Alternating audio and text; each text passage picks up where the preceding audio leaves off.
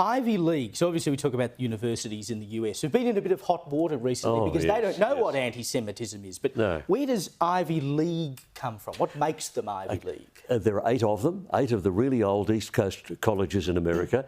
In the 1800s, I can't explain this. All I can do is tell you what it was, Caleb. In the 1800s, when they started, they had a day called a class day, and it was a pattern, a habit, a ceremony to plant ivy. Why ivy?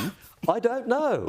And they had this special day. They planted the ivy and someone gave a talk called an ivy oration. Right. Now, they'd been doing this all through the 1800s and no one had applied it to them as a group. But in 1937, an American sportswriter by the name of Caswell Adams, writing in the New York Herald, coined the expression to label those 8 colleges. So we know that's where it came from.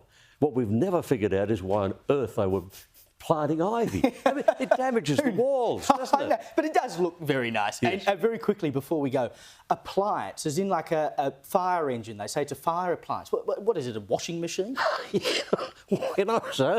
Pardon me. I've not killed you. No, you just made me laugh. When I was a young journalist, I used to be really frustrated because you'd get these news releases from the fire brigade saying 7 appliances went to the blaze. And I thought, you know, they don't need washing machines there. But they used to call fire engines appliances. It does make sense in the sense that the word appliance goes back to the 1500s and it meant something that was a means to an end, something that was applied to an end. And because it had an applied end, it was an appliance, they're more sensible now. They now call them fire engines. So when I was 5, I called them fire engines. Finally, the fire brigade does the same.